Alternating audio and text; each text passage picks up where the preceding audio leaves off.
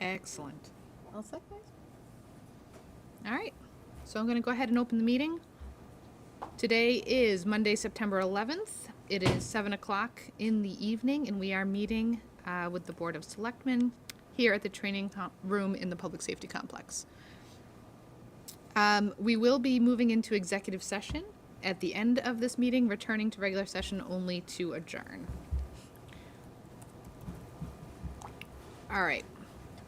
So first we have our consent agenda, and we have several items, and I will read them off as per our usual course. There are 9. So number 1 is to approve the meeting minutes from the regular meeting held on August 22nd, 2023. Number 2 is to recognize the vacancies created on the Paxton Days Committee, DPW Building Committee, and the Bay Path School Committee due to the recent unfortunate passing of Robert Wilby. Number 3 is to accept the resignation of James Robert as the local superintendent of insect pest control. Number 4 is to accept the Cable and Communication Committee's recommendation to accept the RFP for, from FY20-08 cable equipment from Telview and award a contract to Telview in the amount not to exceed $103,000. Number 5 is to award a 3-year contract to OpenGov for the town's permitting software from July 1st, 2023 to June 30th, 2026 as a sole source provider. Number 6 is to appoint Jeff Wenzel to the Zoning Board of Appeals for a 2-year term. Number 7 is to approve the request from Anna Maria College for a 5K road race to be held on September 16th, 2023 from 8 a.m. to 10 a.m. And this is an annual event, as I recall. Number 8, to approve submission of a notice to the town clerk to have the Bay Path School Committee and the Library Board of Trustees vacant positions placed on the ballot for the next election. And number 9, to accept the lease resolution for the new 2023 Chevrolet Silverado for the DPW. Are there any objections to any of the consent items? No. Hearing none, I declare that they are all approved. And, Julia, there's a misspelling on the minutes, okay, recognizing moment of silence. Misspelled the person's name. oh, that's unfortunate. Donna, can we correct that? Thanks, Mark. All right. So moving right along, we have updates from town committees, boards, and departments. First up is Kateri. Are you ready to go? Poor Kateri just walked in through the rain. I didn't catch that.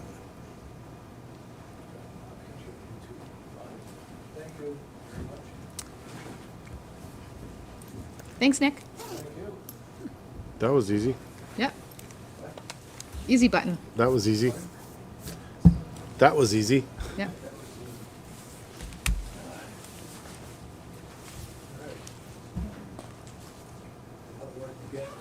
That's right.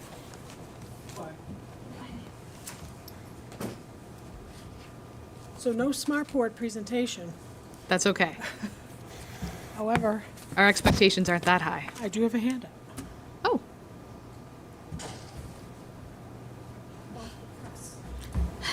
Thank you. Thank you. Thank you, Terry.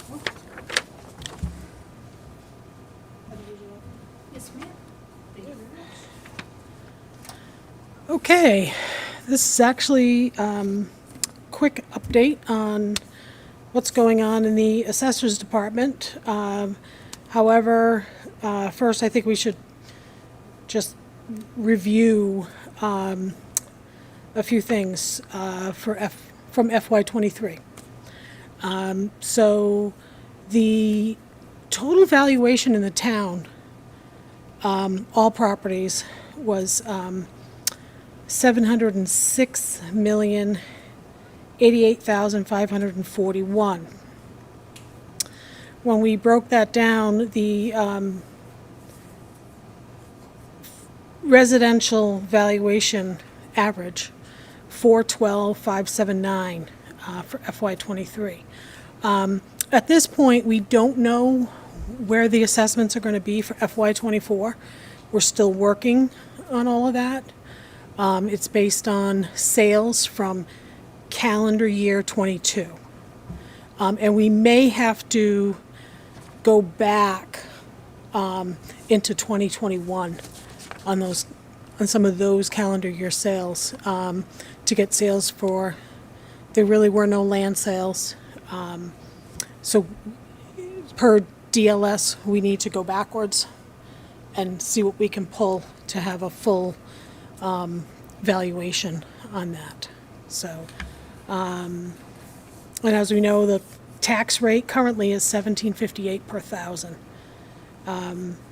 So the current sales listings, currently per MLS, we have 7 houses listed, 5 parcels of land. Of those 4 parcels have been on the market for 18+ months, 3 of them for at least 2.5 years. Wow. Yes. Yeah. I can ask you later, just which parcels those are. Huh? I was just gonna ask what parcels those are, but I can ask you another.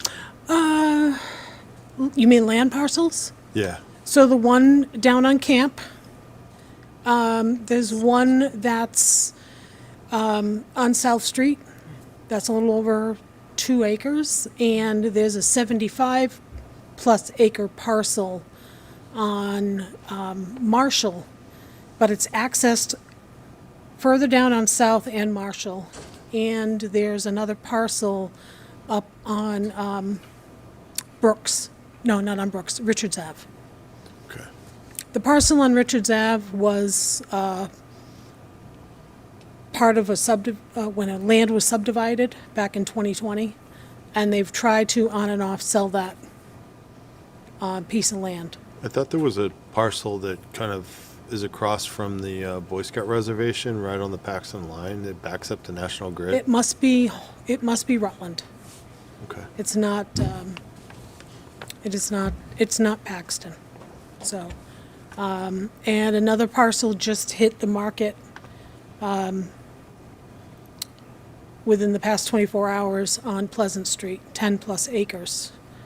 So, it kind of encompasses Paxton land and Leicester land. It's a lot of wet, so we have no idea, I have no idea how that's gonna go. So, and how many houses they're gonna be able to put on it or not, so. So, currently, this year, we've only had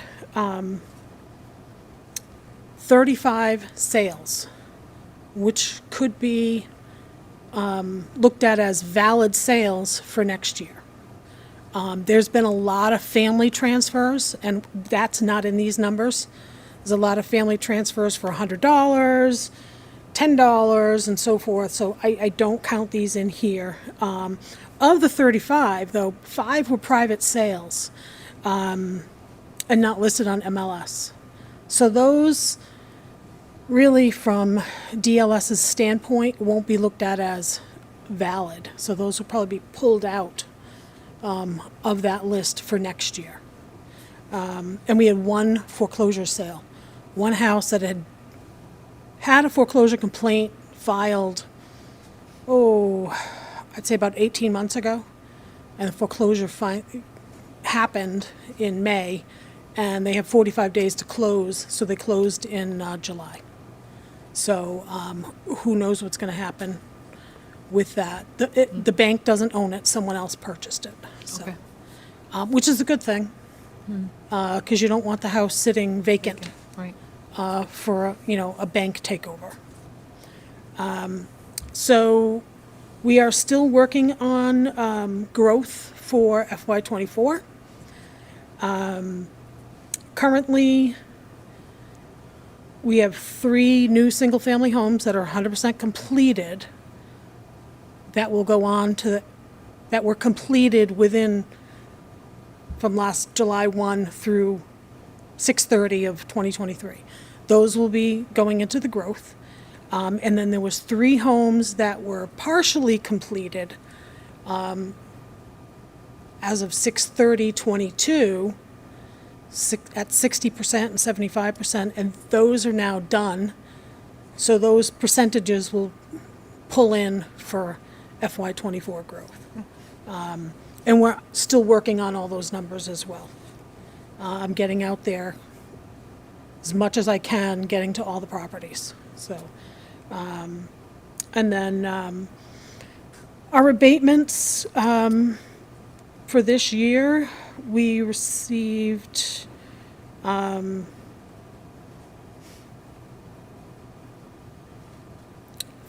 abatement applications this year. The number on here is last year. So for FY '23, we received 10, and which we granted 5. This year, I did not receive any, I received 1 real estate abatement, which the board denied, and we received 4 personal property abatements, of which 3 were granted. Okay. So very small amounts, under $300 for those. And the big thing I'm trying to do, the exemption filings for veterans and seniors, I've already spoken with the veterans agent, so I'm going to be putting together a little flyer that they can post at the Legion. And last year I did get to the COA for one of the veterans meetings, so I'm going to plan that with Cindy again this year. I'm also going to plan again this year to get to the COA for one of the senior coffees. This past year, we only had, and I put the numbers there, we had 41 total filings, of which 4 were senior exemptions, which totaled $3,000. The bulk of this is veterans filings. And I had 5 vets that missed the deadline. And I did my best to mail them, call them, leave messages, email them if I had email addresses. I called multiple times to no avail. So, one gentleman told me he was hospitalized and his family never returned the messages. So I said, if that happens again, get them to call me back and we can work something out, so, because he missed out on an exemption. So that's one of the things I've been really trying to make sure that our vets do not miss getting those exemptions. So, and I've had many conversations with our veterans agent about it. Unfortunately, I can't give out the names to him, because otherwise I know he would go to their homes. But I make every effort to do multiple mailings, phone calls, to get that word out there, to make myself available so they could bring it in and drop it off to me. So, and that's about it. So I'm going to be planning to do those meetings again this year. I don't know, I don't think going to the Legion is going to work, according to the veterans agent, because the guys are in and out of there, and I can't even really leave forms there either. So I'll create a flyer and we'll get it up there. I'll have Cindy put something in the COA newsletter as well. So, and I know they're appreciative when I get to them and get them to fill these out. Yeah. So, some I've gone so far as to fill most of it out for them, and then they just need to fill in other small portions of the form, sign it, and get it back to me. So, that's about it. Kirk, do you have questions? No, but thank you for making such an effort with. Excuse me? Thank you for making such an effort with the seniors and. I do. vets. Yeah, I do. I want them to, and I field a lot of phone calls from our senior population about it. Unfortunately, they make it such that you have to live at really below the poverty level to get this, whereas other larger cities and towns can adjust those asset requirements, income and asset requirements, in order to provide, benefits for their seniors. I don't know if the town has ever looked into that. I don't know if, we go strictly by what the state lists. So, and the thresholds are, they're low. They're very low. So I know, Carol, you and I have had conversations about that. They are low.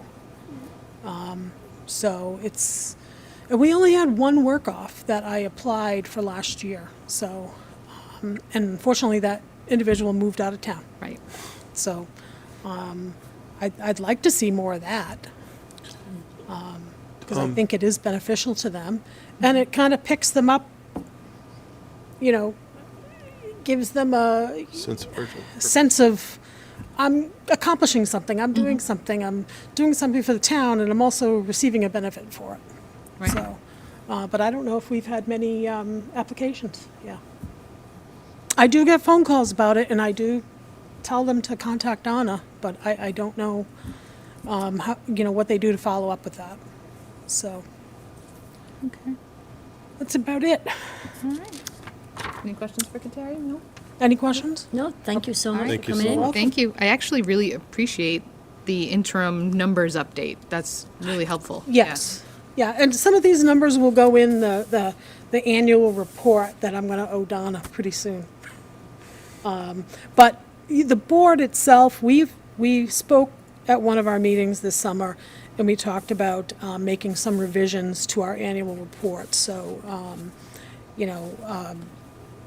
at our next meeting, we'll kind of review that again and see what they want to kind of explain a few things. Like I did in here, I did put, what we get for the state reimbursement-wise on all the veterans filings. It's pretty low.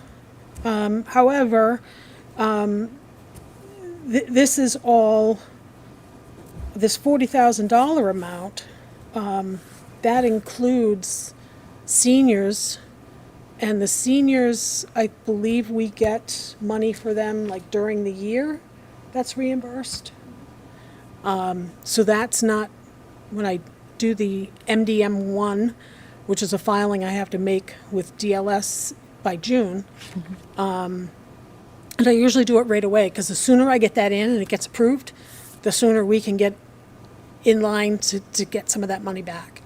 And with the deadlines all April 1, I get everything done, and I had this approved by May, first week of May this year. Good. So, and then the only other things that are not reimbursable are, of course, we have, tax deferrals, allowances that we allow, Gold Star Yep. families, and surviving spouses. Those surviving spouse is reported to DOR because they want to see what we're providing. Gold Star parents, Gold Star families, they are not reported, and DLS and DOR don't want to know the numbers. So they don't want to know how many or the numbers. And it is starting to become an issue in a lot of towns, because they want to report what they're providing, The full amount, right. the full amount. Although we don't get reimbursed, it does hit our overlay. Right, Yeah.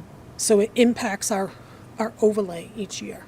right. So, and it does just chip away at the overlay. And as values increase, taxes increase, so it's just gonna be a little bit more towards the overlay. Right. So, Right. and, I mean, it's a great benefit for those. However, to not get anything back from the state hurts small towns, I think. So that's been the overarching discussion with several other assessors as well. So I try and stay out of opinion-wise, but I'm just noting what is being talked about. So, Okay. but from our perspective, it does hit our overlay. So it decreases that overlay. So that's about it. Well, thank you, Kateri. You're welcome. Appreciate you Yes, coming thank in. you. Thank you so Thank you much. very much. Coming out on this rainy night. I know. It's gross out there right now. All right. The next two items we had on the agenda were for Mark for finance and capital. You don't want to go forward with that tonight, right? Yeah, I can give you a quick update. Oh, all right. Sure. Come on You up. want me at the big Wherever you're stage or right comfortable. here? Wherever you're comfortable. here's Right here is fine if that's what you want. I can hear you better. Podium? Oh. Podium, please? Excuse me? Podium? Oh, he doesn't have these going. Oh, I have to go to the podium. Okay. Can you please? Yeah. Producer wants the podium. I can't hardly hear Kateri. I know she's low. Gillian. I initially wasn't planning on attending, but then I saw my name in the agenda and I figured I better show up. So here I am. So Well, it's a good thing because the penalties are steep. there is. I knew that. And I knew it would be assessed too. So in terms of an update on the Finance Committee, I don't have anything substantive to say. In fact, last Select Board meeting, when Heather made her financial presentation, we kind of gave a little bit of an update at that point then, that the Finance Committee typically meets in January. That's historically been the start and the kickoff, but every indication is this year we're going to meet earlier, hopefully sometime in October. But this is only September, so we haven't met since the summer, since we reorganized. So in that regard, nothing substantive to report to you. Other than, I think everybody that I'm looking around the room, with the exception maybe of Kateri, got notice that the Attorney General's office on September 5th finally approved the Finance Committee bylaw revisions. And just in the way of background, we started that back in April of 2022. So those that are going to follow us and are going to redo their bylaws, if they would think they were going to do it quickly, they're not. We spent a number of meetings on the Finance Committee getting the iterations that we wanted. Came before this group twice. It went to Town Council. It went to Town Meeting in the form of a warrant. To her credit, the town clerk sent it to the Attorney General's office the day after the town meeting, and they responded that they would get back to us either in 2 weeks or the 1st of September. And they got back to us September 5th.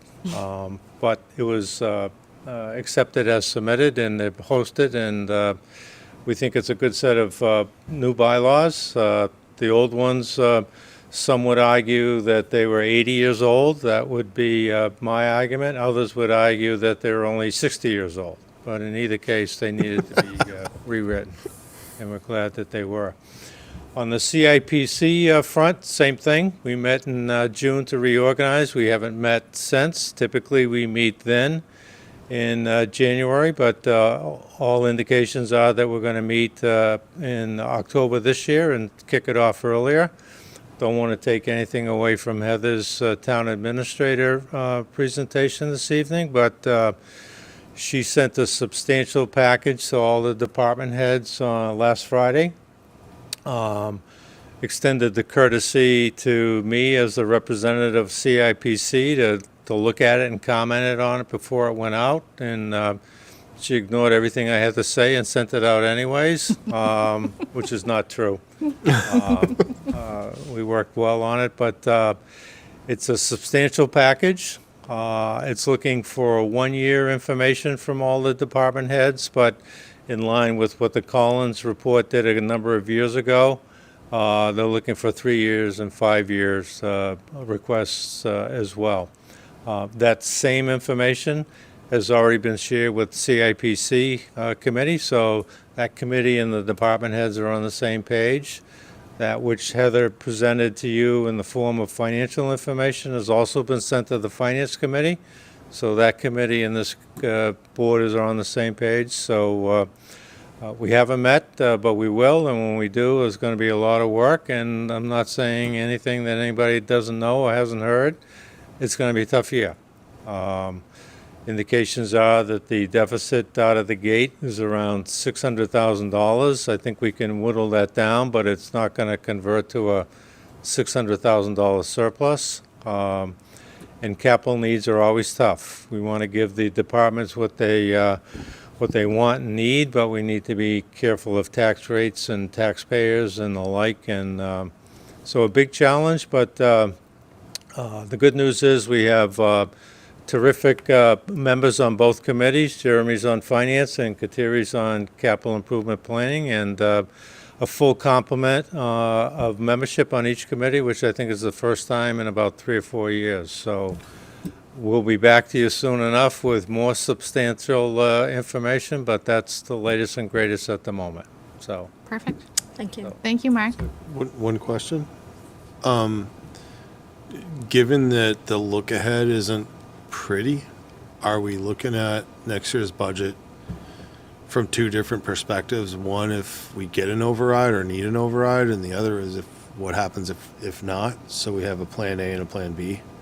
well, that's kind of a, don't want to have a meeting and without having the meeting, but that's kind of a debate that Heather and I have gone back and forth on and shared a little bit with Finance Committee members without violating open meeting law practices, by the way. And our tendency is one budget. Department head should give us the best possible, leanest budget that they can get by on. It should be no secret to them that there's a deficit, that this is not the year to ask for what you wish for and would like to have, but what you absolutely need. So that could change, but I think that's the general wisdom and sense of the committee right now, that it's hard enough to balance one budget. We don't want to be juggling 2. So I was just good thinking, question. if I get that bonus, am I going to be able to afford that new vehicle, or am I going to have to sell the one I have or fix it? understand. And when we meet, I don't want to get ahead of the committee. When we meet, they may want to entertain that, but right now, the private, unofficial feedback is, let's get the best budget we can from each department head right out of the gate. So, but as you thank you. know, that changes 3 or 4 times before it finally arrives at this. Yeah, I just this want to group keep as a well. forward-looking view of it, so that's why I brought that up. No, good Thank question. All right. Any other questions for Mark? No? No, thank you. Are you sticking around, Mark? I am. Excellent. Yep. Thank you. Thank you. Thank you. Okay. I don't have Travis here yet. I don't know if he's dealing with something. So I think, when I spoke to Travis, I think he was asking for it to be on the 25th. Oh, so are we going to pass over for I tonight? think so. So just for anyone who's wondering what the excitement is on the water tank, at some point, they're going to need to ask for a water ban, because they're going to have to empty the tank to be able to clean the tank. And when they do so, our reserves are reduced substantially. So water is a lot tighter. But he'll be coming in, I believe, on the 25th to give you all the details. 12th was just a little too soon for him. Okay. All right, very good. All right, moving right along. Going into new business. I have review applications submitted and make an appointment to the Bay Path School Committee. There were originally 3 applications submitted. One of the applicants decided to withdraw his application, and so there are 2 applications. We have Jeff Wenzel of Davis Hill Road and Jeff Cormier of Sumi Street that both submitted applications. I'll leave it up to you if you are comfortable with your review, or if you would like to discuss it ahead of time and make a motion. I reviewed both. I'll make a motion to appoint Jeff Wenzel as interim until the next town election. Okay, and that's an important point, so I probably should have said that right at the beginning. We have about 8 months' time. These are elected positions, so this is an interim appointment until the next annual town election in May. I think it's a 2-year after that, Yeah. the election. Correct. I'll second that. I'll second that for discussion. Okay. Any discussion? No, I think he'll be an excellent addition, and he's comfortable with committees and experienced on committees, and I feel really good about that appointment. Yeah. I'm personally glad to see Jeff Wenzel throwing his hat back in the ring with some town boards and committees. So super pleased. I agree, he's very good with board and committee assignments. He's very reliable. And he has prior school committee experience, so. Nothing against the other candidates, but I Yep. mean, I've served with him on the zoning board years ago, and Yep.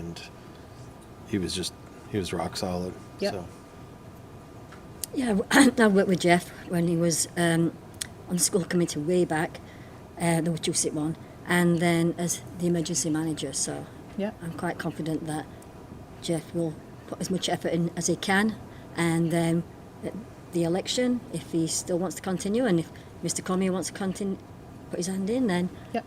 that's a different matter. But for the appointment, I think he's, in my mind, the best candidate. Yep. I would agree. Okay, so with that, any further discussion first of all? No? So I will ask for a vote. All those in favor, please signify by saying aye. aye. Aye. Aye. So Jeff Wenzel has been appointed as the Bay Path School Committee representative until the annual town election in May. All right, so the next item was originally on the consent agenda. We removed it from the consent agenda prior to the meeting and put it into new business because it would have required an objection. So the next item is to appoint Kirk as the local super. Right. Okay, so I will entertain a motion. I make a motion to appoint Kirk as the local superintendent of insect pest control. All right, and I will second that. I'll abstain. Kirk has abstained. Any discussion? Hearing none, please signify by saying aye. Aye. Aye. All right. So Kirk, you're all set. I'm going to inspect those pests. Do I get another plastic badge? Right? There's a lot of beaver control. All right. So the next is plan and coverage for the town administrator's upcoming expected paternity leave. Should say parental leave, but I think when we've switched Thank back you. and forth between Donna and I, I was looking at that and feeling that probably isn't quite appropriate, but I mentioned that today. to each their own. All right, so Mass General Laws calls it parental leave, so you Okay. might as well, mirror theirs. that seems to make more sense. All right, so Heather, I will yield the floor to you to give us an update. Sure, so this is just on the agenda so the board can publicly discuss what they wish to do. So I am scheduled to go on parental leave sometime right before Christmas, unless things, change up, who knows? That's currently the plan. And the question is how the board wishes to proceed with my absence. I have sent the board a schedule of major tasks that I'm working on accomplishing per month between August and before I go out, to make sure that there's nothing that's open-ended, to cover all those pieces. So now it's up to the board to decide if you guys wish to pursue having someone in place as the acting TA, if you just continue things status quo, who's in charge, or if you wish to pursue an interim TA in my absence. Okay. So I think one of the relevant pieces of information that we're going to probably need in order to help with the decision is how long we're expecting to cover. So I'd say, so the parental leave in Massachusetts under MGL covers, I believe, 8 weeks. Okay. And that's what you're expecting? That would be my best guess. Okay. So, 8 weeks is 2 months. It is a fairly substantial period of time at a fairly pivotal point in our process, because we will be ideally in the midst of budget planning at that point, January and February. So, and potentially part of December. So I think this warrants a fairly casual conversation at this point about what we want to do. I do think it's important to maintain leadership through something like this. So what are your thoughts? Well, I've looked at the schedule of major tasks that Heather sent, and she's been pretty thorough in what she hopes to accomplish before she goes out, and if all goes well, and we know that, you know, this is a nature thing, so things can get weird, but so if we can stay on task with all that, Kirk, can you speak up a little bit? Sorry. if we stay on task with all that, is it coming through that speaker back there? Because it should be. Scott, can you check that speaker back there? I don't think that's working. If she stays on task with, oh yeah, no, that's much better. Wow. Thanks, God. Thank you. Wow, who's that been for 3 months? If she can stay on task with those tasks that need to be completed before she goes out, and can continually communicate with Donna where she's at on those, so that Donna is in a position to, you know, take care of whatever might happen in the natural world. I think that might be the best course of action. And then, you know, Donna's a good communicator, so perhaps she could step in a little bit if need be, if something comes up while Heather's away. What do you mean by that? Well, just in matters of employee issues, whatever might come up that the town administrator would usually take care of, then she can advise us, and perhaps we can kind of fill the stopgap there.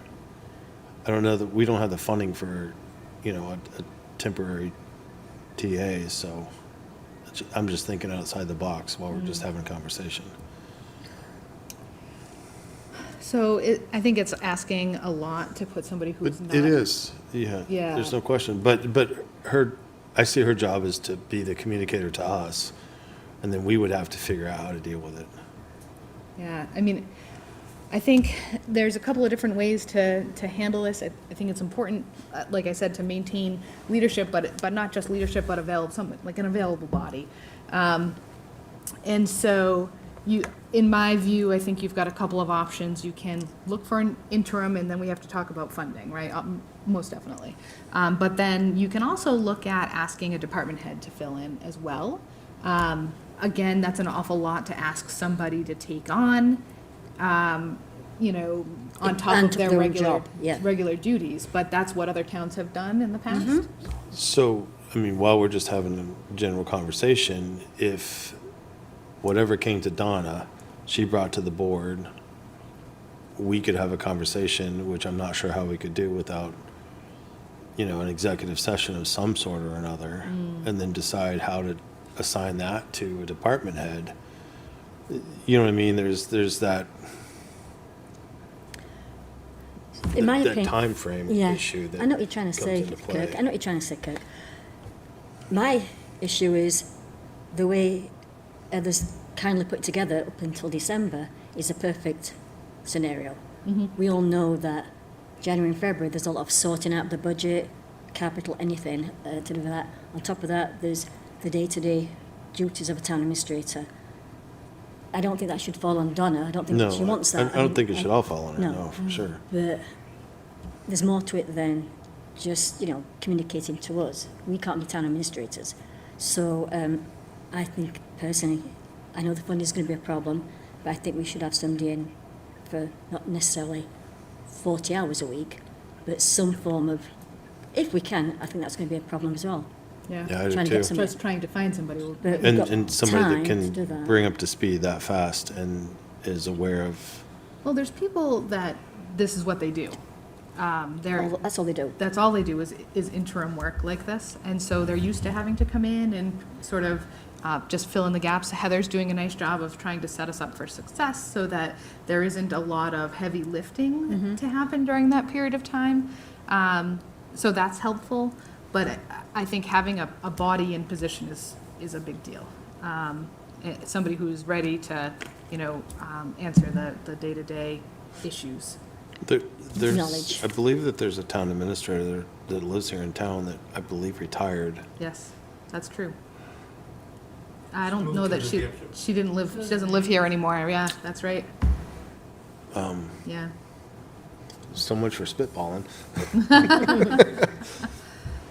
I mean, I think maybe if we're all thinking that, you know, it might be important that we have a person, I think the first step would be to, you know, set up a posting. We do have documents that we can utilize from when Heather was hired to help just get that ball rolling, but where it's an interim, you know, position, that I'm not as concerned about having all of the documentation that we, all of that work that I we mean, put in it'd be previously. great if we could find like a retired TA that Yeah, can step that would in be and kind willing of to know come in what's and going on, but even if they're here, you know, 19 hours a week. unfortunately, the only other one I know is sitting next to me, so. I know. No, thank you. I don't think she wants to do it. I don't think she She could. can. I don't think she can. So like I say, I think we wouldn't need, like I said, the full 40 hours. I think we'd want somebody to come in to do the things that need to be addressed. Right. And as you said, Julia, there is people out there that's all they do, come in Right. just to that. So I think the best step is to get a posting out there, knowing that it's coming up. Because it'll be here before we know it. Right, right. So we'll have to talk about, and we can have offline conversations with Heather about what's available in the budget. I know there is some funding available in her line item, I believe. And then we can, you know, think about what amount of funds might actually be available to help support this. But I agree that, you know, we may not need somebody 40 hours a week, but I think we do need somebody to sit Or- for some period of time. And/or a combination of everything we discussed. Yeah, absolutely, right, because when somebody's not here, then, you know, somebody may need to fill in at some point, but, Well, and we don't want an interim town administrator having discussions or whatever with someone in a department about, you know, a disciplinary issue or whatever. No, you're not talking about anything So- changing, it's just to flow. So that's where we would have Yep. to take care Yep. of the overflow. Yeah. right, and I think that would be typical that a select board member might, you know, especially, we could look at liaison assignments, if there's an issue with the DPW, then you would step in. Right, yeah, exactly, that's a good way to Yeah. draw those, Yeah, okay. And Donna already, does the job of passing messages on when there's not here anyway, so yep, we're used to that, and Donna's used to that, but I don't think she wants to go anything above that, I don't think. yeah, I think that would be asking a lot. I know, that wasn't an that was outright no, different. was it? Yeah, no, it wasn't. No, it was no, kind it of wasn't. a, Yeah. I'll do what I need to do to help you through. Thank you. All right, good. So, did we actually come up with a direction other than posting it and see if we can come up with an interim? I mean, I think And then that's a we good can place to start. kind of draw the skeleton of how we'll deal with the other things that could possibly come up. Right, Which we know already that something will come up that we didn't pre-think of. anticipate, yep, So, okay. yep, Murphy's Law. Yep. So, no, so I think that's a good place to start. We can work on getting that posted, and, you know, look at, I think 19 hours a week is probably a good place to go with that, because then it's not a benefited position, it's temporary anyways, so, that sounds like a good place to go. So we can work with Heather and Donna to make sure that that happens, and then see what we get in, and why don't we talk about maybe a time frame that is posted for tonight, so that we know what our start and end dates are. It is currently September 11th. We have roughly, how long between now and then? She's counting. So, if we could get the posting out by the end of the month and start having some conversations in October or November. Because So- we could leave the window open to apply as a longer window and potentially draw more candidates, who knows? I've seen, I've seen advertisers saying that this, get way out in advance so that the interns what do this job finish up their own, what they're doing then and to move on, so. Yeah, that's what I mean, is as much I don't know that forethought there needs as to we be a could lot of give. detail in the posting, so I think it's something that we could get up pretty quickly. And then, so say we get it out there in the next 2 weeks or so, then we could leave it up. Because normally you're gonna accept applications until a particular date. That detail is usually in the posting, and so we should probably set that date. And if we get it up by the end of September, then I think I would suggest that you leave it up for, maybe until the end of October. And then Right. we'll look at what comes in. And So, that gives somebody a month head start on trying to figure their schedule out. Yeah. Considering that it may be the 1st of December, or it may be the 15th, or Right. it may be the end, but we don't know. And that's just the nature of things, right? I was just going to add that I don't know if you need to leave it up that long. There's only so many interim TAs who do this job, and only so many that are going to be willing to do it for such a short period of time. To the point where there's so few that one can pretty much name off the 10 of them or less in a conversation. And, we can post it. It's also just worth reaching out to the 3 or 4 people who do it and see if they would be interested in putting in something to come and be considered before the board. Okay. Do you know of those interims? Of course, I know of those interests, yeah. I figured you might, so it might be good. There's only if so you- many small towns. If in you state reached Massachusetts. out and let them know that the posting was out there once it's posted. Yeah. Yeah, we can definitely reach out to those folks who currently do it. So, The only thing, so just like when we do procurement, right, we always try to line it up so it falls on one of the select board meetings.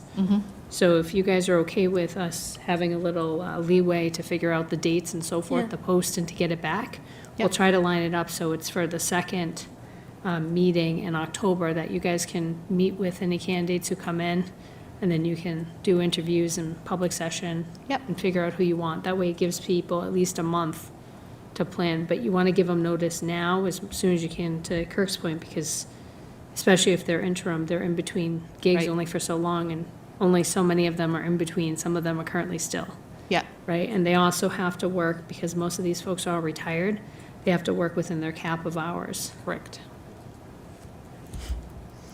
Yeah. Well stated. and then if we don't get any applicants, then we have to plan B. Yep. Then Donna? we'll hash out Plan B.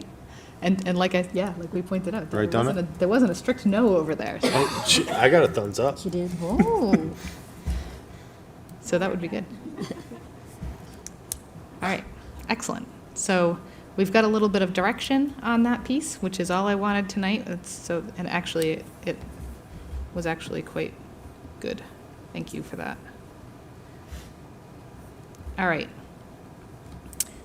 Are we satisfied with that? I'm gonna move on. Okay. So under old business, we have FY25 budget direction and a review of the FY25 budget calendar. This is why I asked Mark if he was staying. So we have, as Heather had mentioned and as you've heard from Mark tonight, we do have a substantial deficit that is being forecasted currently. We did try to get, and Heather did a nice job trying to get a little bit ahead of the budget, knowing that we were probably going to be a bit behind the 8 ball this fiscal year, given that we have, a tight budget last year, less anticipated, less free cash coming in this year, and how that's all going to work out. So she did try to get a jump on it so that we have an idea of where we stand. Now, knowing that there are lots of numbers in that budget right now that are just estimates, right? They are forecasts. So I don't want anybody to get, although we need to have some level of concern going forward and be cognizant of it, I don't think this is something that we need to be supremely anxious about. It is far too early for that, okay? So I'd like to probably open up the floor to Heather so she can give us an idea of what kind of direction she's looking for. Thanks, Julia. So as Mark, seems so loud. So as Mark had, you can still hear me if I'm a mile away from the speaker, can't you? That's good. What? You lost the back speaker. Oh, but that's okay. I think Jeremy can hear me in the back of the room without the speaker. Oh, you did? It still seems really loud, Scott. I'm gonna have to whisper. See, I'm already echoing. Oh, gosh. Okay. So as Mark had already alluded to earlier, but it's dinging now, Scott. How about now? That's good. It's very tinny. Okay. So as Mark had alluded to earlier, we've had conversations about what to do with the budget this year, because it'd be great if everyone could be on the same page at the beginning. And as mentioned, you know, with me going out on parental leave, I'm trying to leave the town in the best position I possibly can before I go out. See, it's still dinging, Scott. You know what it is you're getting feedback from those mics right there because they're too close. And I'm so loud. Yeah. We're off. Okay. I just turn this off. Turn these All right. Try it. See what you I get. still think it's doing the dinging. No, it's fine. No? Okay. Anywho, so what I had originally proposed was looking at the budget from two different angles this year, so that everything was up on the table initially, and so we could give all of the information to FinCom right off the bat, and they can do their magic. So the two budgets would be, you know, some version of this is what we need plus making ourselves whole, because over the past several years, there's certain departments that still aren't 100% whole. A good example is, you know, like the library right now is so short on staff that they don't actually have the capacity to allow everyone to actually take vacations because they can never cover shifts. So it allows them to make themselves whole like other departments would do the same. And then the other budget would be looking at the current forecast projections, looking at last year's numbers and having the select board give direction. So it would be, you know, level fund last year's number minus a certain percentage, so that it would balance based on the revenues that we currently have projected. And with those two numbers, everyone would have two different plans in place, right? So it would all be on the same budget form. They wouldn't have to change anything. It would just show you what you get if you go with budget A, show you what you get if you go with budget B. Puts all the information out. It reduces the need to go back and ask for an additional revised budget again. Understanding that, yes, budgets do change over time because certain numbers come in.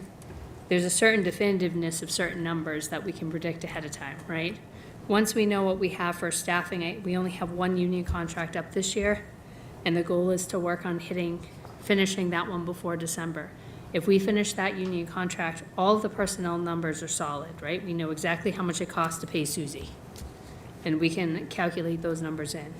Other numbers that are contractual for things we purchase, we know roughly what the percentage increases have been year over year. We know what some of those large numbers are, and we can even talk to vendors ahead of time to make sure we get those in. But in general, we can put something forward. I'm really just trying to put everyone in the best position as possible.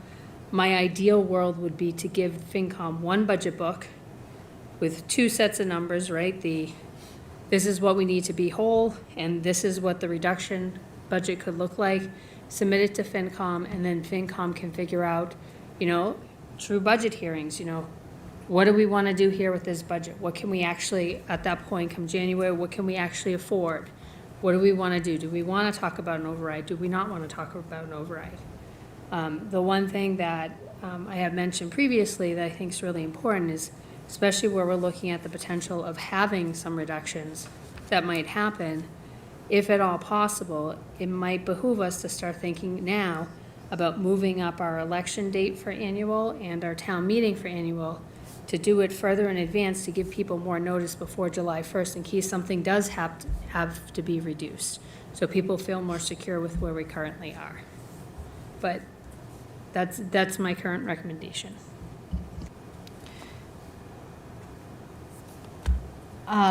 So Mark gave us an idea of what his thoughts were already. Is there anything else you'd like to add to that, Mark? I don't know. You know, I don't want to sound uncooperative. I think we'd like to see what that looks like and reserve the right to say that it's not going to work. I think getting the information out to the department heads and the cost centers to get back to Heather before she leaves, to get to us, because if you look at the schedule, it says somewhere in the middle of February, the middle of December. That's when it comes to us. So I guess what we're saying is whatever Heather does with the department heads between now and then is really her prerogative. And we may comment on it afterwards, but we certainly don't want to legislate, because we don't have the authority to do so, for her to, how to do it or what to do up until that point. So I would say get it out to the department heads as soon as possible and get it to us by December 15th. If that needs to be moved up a little bit, I think we would be happy to accommodate that. If it's, the 1st of December, that gives us a month to work with her before she leaves on maternity leave.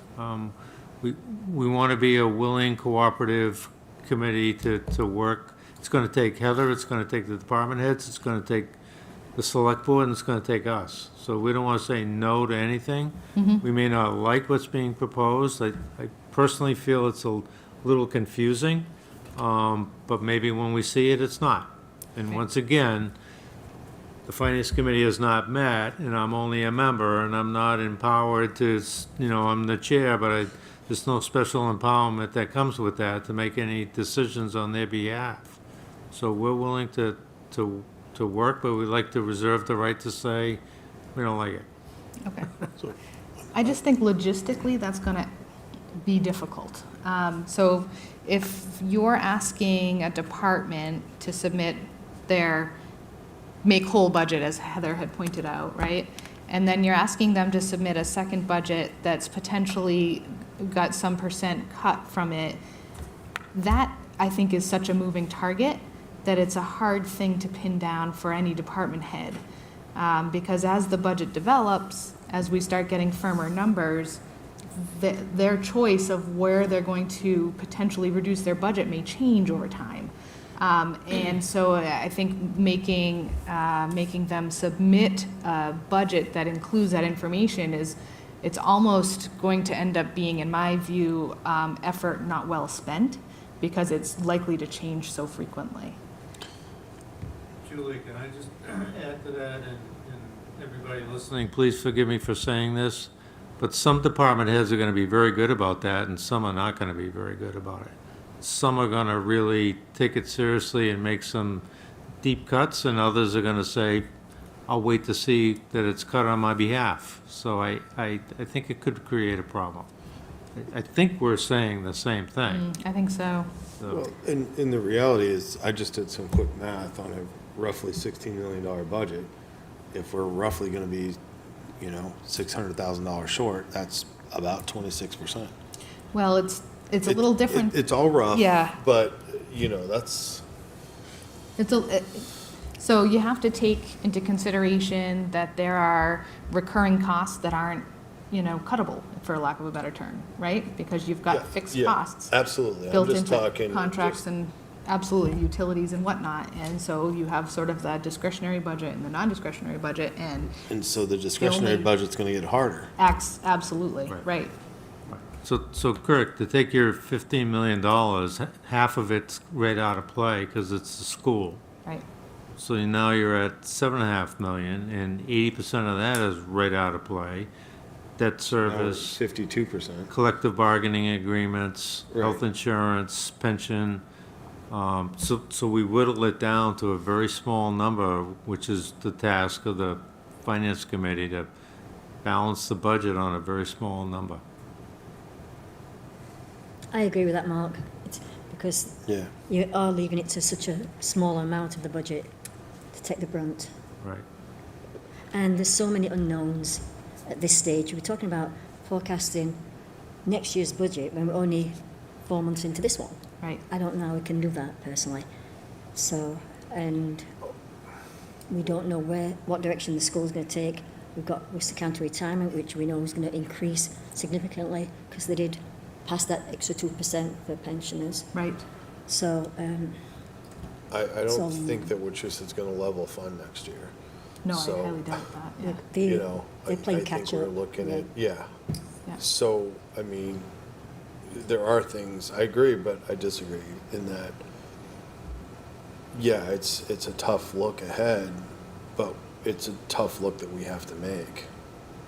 And Oh, we no, have to start getting yeah. real about it, you Yeah. know? Oh, no doubt. And I Yeah. think it's important to, I'm glad this year that we're getting a jump on it. I'm glad that Heather put all the information together already that she did, because that really helps us enormously understand where we're going. But I think we need to be careful how early we get specific, because at this point, there's still an awful lot of moving targets, and if you start getting specific now, you're gonna send the wrong message to people. No. And that number might be even But I more. also think it's Right. important that the message to people is that we're in tough shape right now. No doubt. And we have to be honest about that, and I see it as my duty to be honest about that. And to be as real as we can possibly be. So, that's the only thing. I wasn't trying to like push that's not easy button. I was just Yeah. basically saying, look, folks, it's gonna be a tough couple of years. Yeah. Yeah, I completely agree. Yeah. Okay. Paxton's always tough. It is. But, frankly, although this year is going to be particularly tough, it's not that we haven't been here before. And we, as a town, always find a way to come together and make this happen. So I am confident that we will. I am too. But it is difficult at this early stage in the game to ask people to put a nickel down on exactly what it is that they would No, cut from their budget. that's impossible. Yeah. But that's also why we've, taken up the Economic Development Committee. We're looking at the zoning boards, we're looking at the planning bylaws, and we're looking at, we're turning basically every rock over in the stone wall right now to just try to figure this out, and so it's easier going forward, Right. Yeah. Yeah. And I don't know that people always see that that's all going on in the background, so. Right.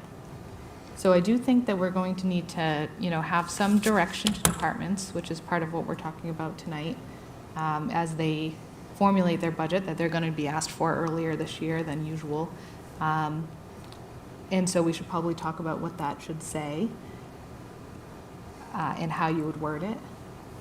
My suggestion would be something along the lines of what Heather had mentioned with a quote-unquote make whole budget, meaning, what you absolutely need. And that's, what we have asked for in the past. What do you absolutely need? I think we probably need maybe some specific language in there about what that means, right? Right. And I would defer to Heather a bit on that language, just because I think she'd probably be good at developing that. So just so that there is it's not open to interpretation, that there's consistency with the messaging across the board. Throughout all departments, yeah. And then I do think we need to add something in there that departments need to be prepared to potentially have a cut budget available.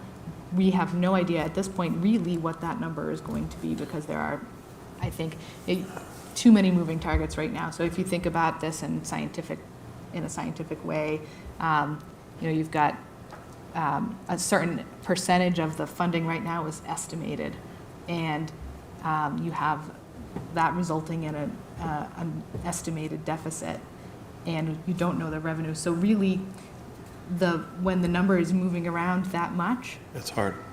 yeah, Heather, question.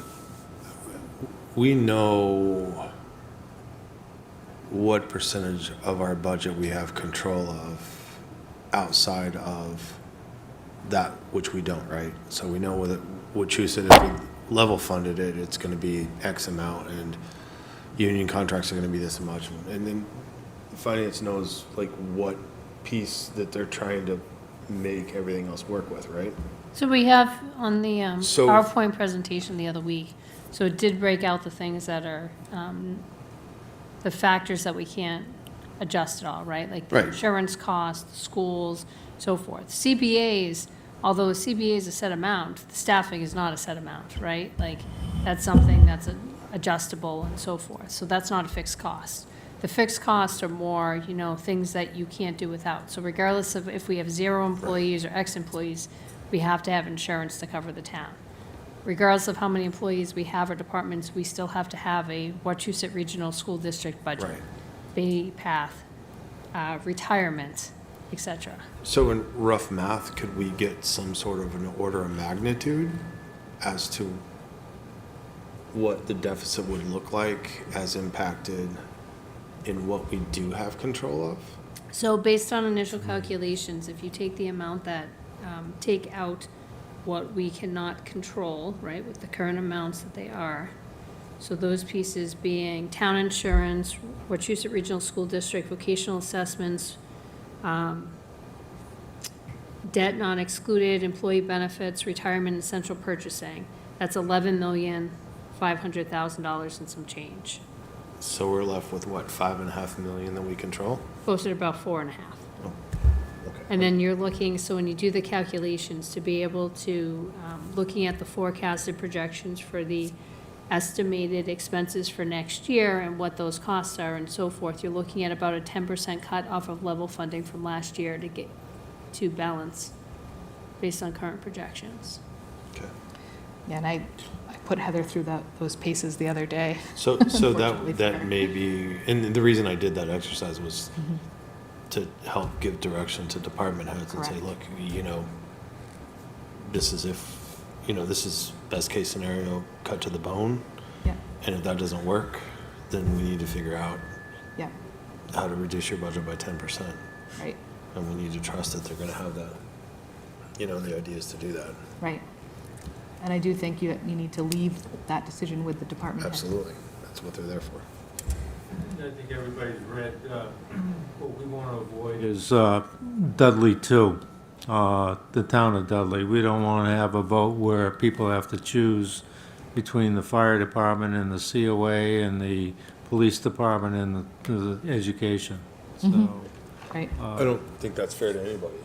right. Everybody loses in that situation. And- Right. And maybe the issue is they came across that information late in the game, all the more reason for us to try to start sooner rather than later. 100%. right. And, I would never propose that we hit any one department harder than another department. Correct. That needs to be evenly distributed, As a percentage of the total budget, correct? because that's just the blind draw right there. Right, And it doesn't put our department heads in a position where they're having to defend themselves either. Which I would never want to put them in that position. right. And the one time I remember in more recent memory where we did have to have cuts, that's exactly what we did.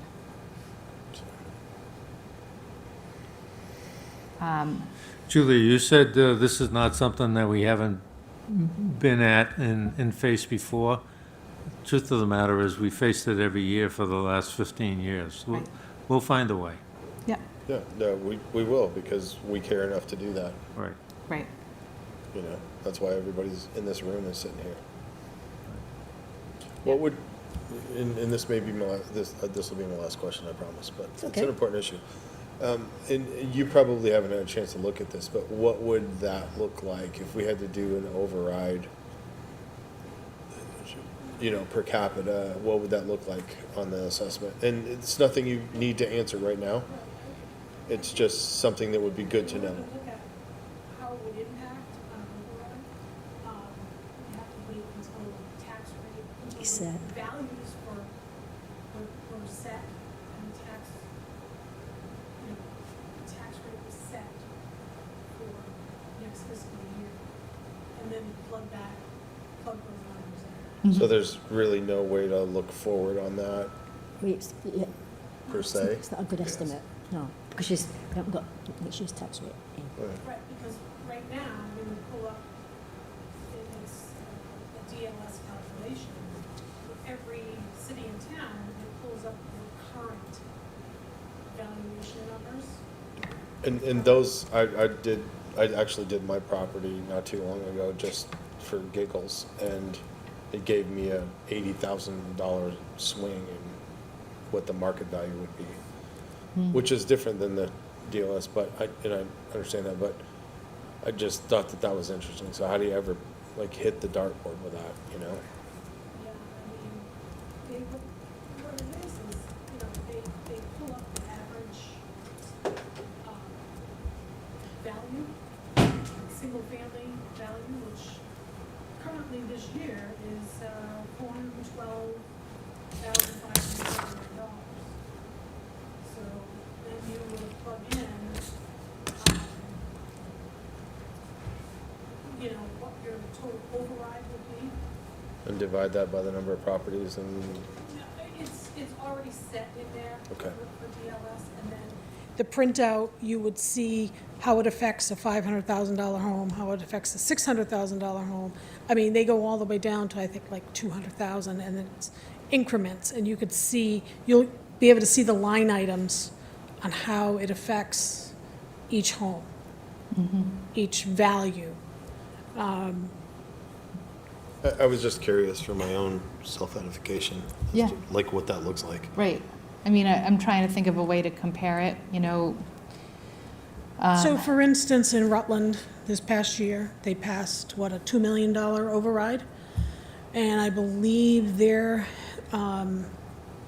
average single-family value was in the low 400s. And when you plugged in, based on their tax rate, which I think was like 15 and change, I think, when you plugged in that $2 million, for the average value home, it equated to almost $600 a year. So if you think about it that way, this is a little bit more than a quarter of that. So we would be looking at, you know, $250 a year Yeah. increase in the average tax bill.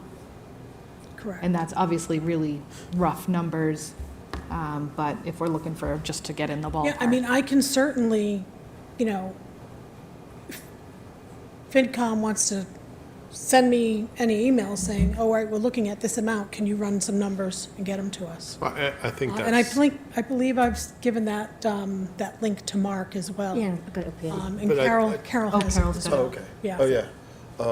What did you I just come up think that that's good to, It's old, but that's just good to That's 700. communicate while we're That's at trying to 700,000, we're over-communicate looking at an and help increase people of understand what's going on, 50. that they understand what, Oh, just on 250. you know, how this Yeah. affects them, because that's Yeah. where it's gonna show up at the polls, right? Like, what does this do to me? So, Right, and we don't know what our total value is gonna be for Right. the next fiscal year. So we don't know what the total value is gonna be yet. We don't know what the average single-family home value is gonna be.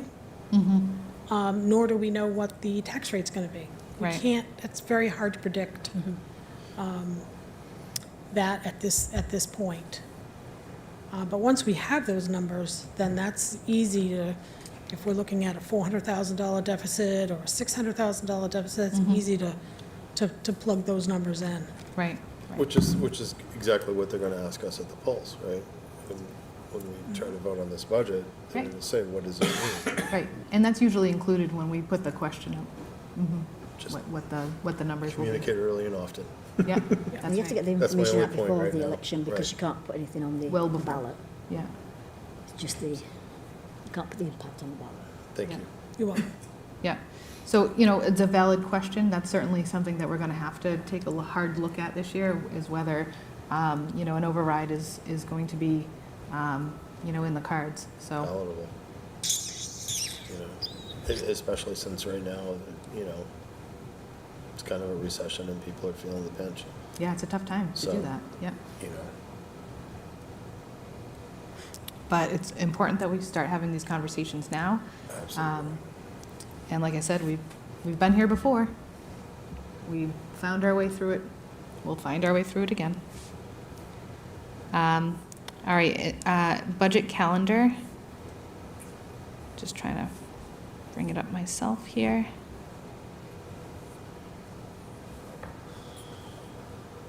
Does anybody have any input into the calendar? And I think it's probably, from my perspective, it's fine, but. We kind of talked about it, so I think,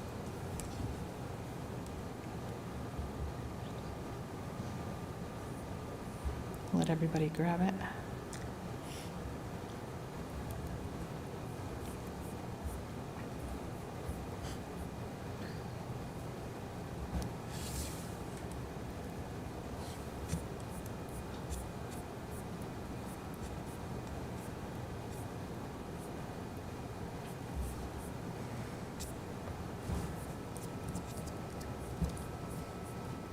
it's good. Do you have it? Yeah, I've got it. I don't know where, I can't It's, find it. it's at the end of the package. It's at the end. Yeah.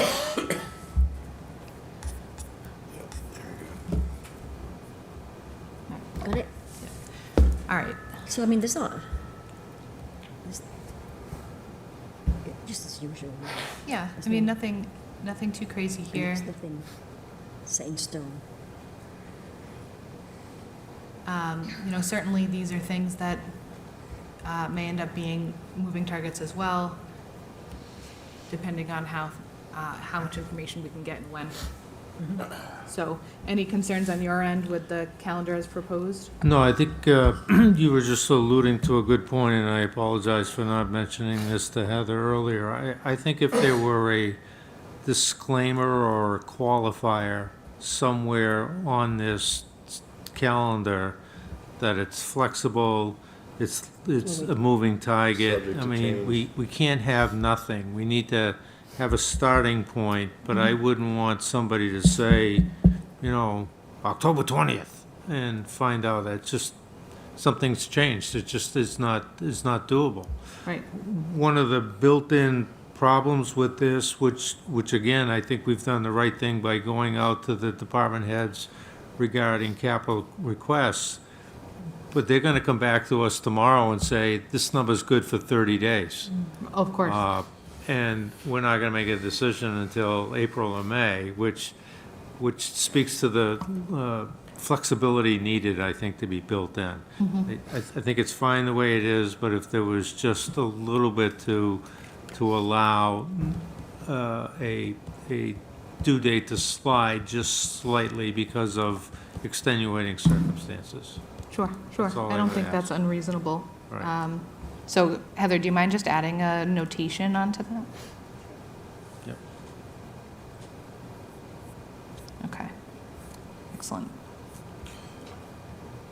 So we probably need to, if we're gonna do the budget form guidance to all departments, we probably need to take that up at the next meeting, so we can have that to her by the end of September. Yeah, right. So why don't I have Heather, if you don't mind, trying to put together some guidance based loosely off of what we've talked about tonight, and then we can vote on it at the next meeting. Yeah. Because that's the only way we're gonna stay on track.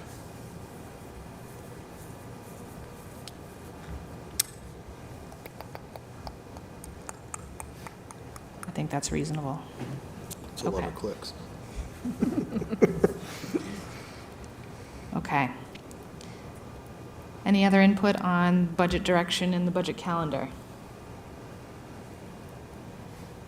I think we've said most things. Okay. I don't think in my opinion, it's only my opinion, I don't think we can really justify bringing the town meeting earlier than it is already. So I think, thank you for bringing that up, because I think, I agree with you on that, and I wanted to mention that earlier. Our town meeting is already the earliest of the 5 towns in the Wachusett Regional School District, tied with one other town. But we struggle with that timeline as it is, based on the information that we have. I'm not sure it's going to be realistic to try to move that up any earlier. I certainly won't push it back like we did last year. 'Cause Last that year gave was us no wiggle room at all. Yeah, So I Yeah. think we should try and keep to that just date. stick to the. Do you think that I like having it earlier rather than later, because depending on what the school district does, I think we might need to kind of put a stake in the ground this Yeah. year. Yeah. So, yeah, I agree with that. We'll try and stick with our, first Monday of May timeline, and go with that. That makes sense. Okay.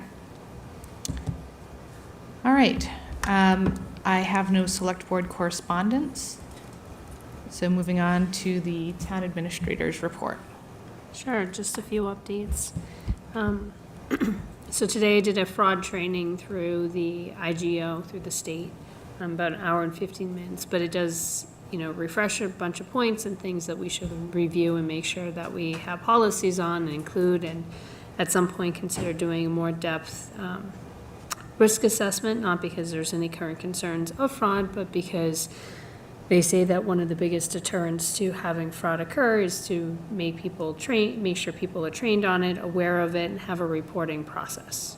So if you can't, as they say, you can't detect it, then you try to prevent it in the first place. I have a training next week, Mass Municipal Human Resource Association. It has its annual training down the Cape, so I'll be gone Thursday and Friday for that training.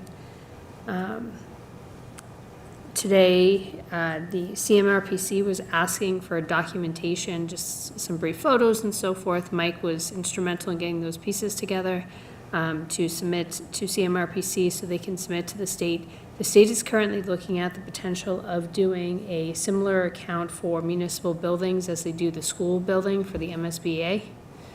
Similar where they would have some funding that they would be able to provide for a community to move forward with building a new building and so forth, and obviously very timely for us where we start looking at the DPW once more.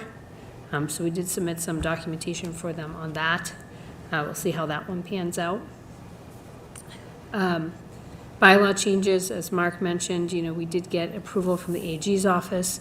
I believe Lori said they had until the 4th, but because the 4th was a holiday, they reminded us they had till the 5th, and they got back to us on the 5th. So, capital, as Mark mentioned again, the capital materials went out to the department heads on Friday with the turnaround date, I think it's like October 2nd or so, reviewing all of the prior materials. We tried to put everything together that we had. DPW Building Committee, so we still have openings for that position. I just talked to a resident today who I think is interested, so we will make sure they get their application moves forward for the next time. Right now, we only have 2 interested applicants of the application openings, so we'll try to advertise that a little bit more and see if we can't get some more interest before the next meeting.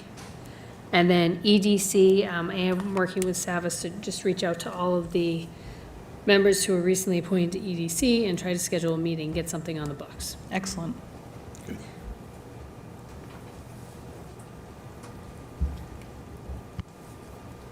Good. All right. Is that it? All set, Heather? Yeah, all set. All right, perfect.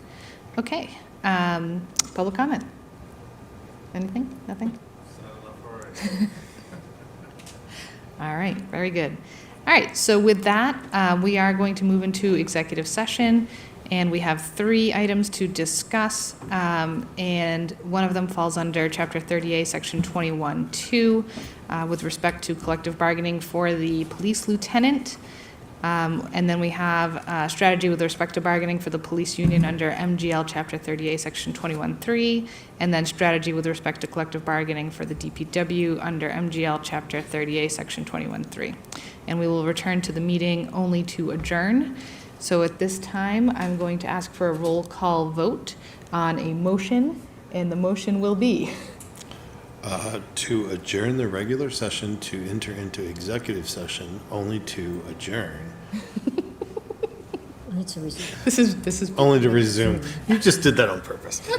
To resume the regular meeting, only to adjourn. Okay, so we are going to move into executive session by roll call vote to return to executive session only to adjourn. Sound good? Yes. Okay, very good. All right. I'm still waiting so for that sticky There's a note, by the way, motion. Donna. Is there a second? Second. All right, how do you vote, Kirk? Aye. Carol? Aye. And I will vote aye. And then we'll just give So it a we minute. Get like a 1-minute reprieve here? Yeah.